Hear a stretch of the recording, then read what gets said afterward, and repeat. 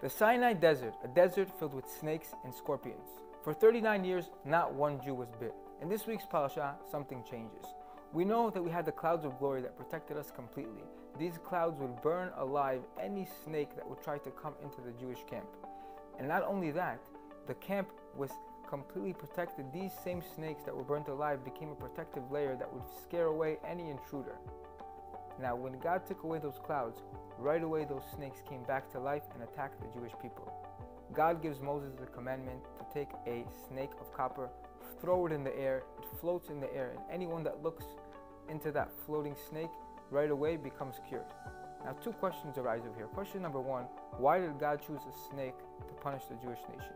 Two is, how can it be that the same snake that was killing them becomes the thing that is healing them? So to answer these two questions, first we have to understand what the Jews were complaining about and what the snake is all about. We know that God punished the snake, that anything that it would eat would taste the same, considering that it has no taste buds on its tongue. So the snake is a creature that can eat anything in the world but only tastes one thing. The Jewish nation at the time were complaining about this heavenly food called the man, which would be falling from the skies daily, which we know can taste like anything. So they were complaining about one food that could taste like anything. The snake was jealous of the human being that it could taste and it didn't have the ability to taste. The second that protection layer was taken from us, the snakes attacked. Measure for measure. Now the reason why the snake was the thing that also cured us was God wanted to teach us a big lesson. When you're living life with God, there are no principles. It's not the snake that kills you, nor is it the snake that heals you. It's when you look up to the heavens and you know that God is the one that's protecting you. That is the greatest level of protection. That is what makes changes in the world. And God wanted to teach us. Why did the Jews even complain about the man? We said that it's a food that tastes like anything they wanted. The reason is because they wanted to feel more stable. They wanted to feel that they have something to rely on. To get food through a miracle daily is something that who knows how long will last.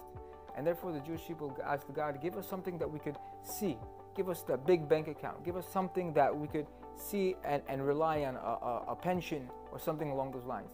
God said to the Jewish nation, Baruch Hashem Yom Yom Ya'amusan Tzolkenu, which means that God says every single day is its new day, and I'll give you exactly what you need for your day. That is the way that a person that's connected to God needs to be living. He needs to be focused on today, knowing that just like God took care of me my whole life, and today He's going to continue taking care of me tomorrow. So God was teaching this through the snake. When they saw the snake floating in the air, you see something that's a miracle, but it's staying floating.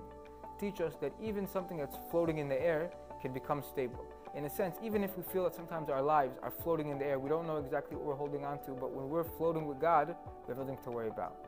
May we all have the merit to understand that it's not about life insurance, it's not about medical insurance, it's not about big bank accounts, it's about God insurance, knowing that He has us from day to day. Wishing everyone a Shabbat Shalom.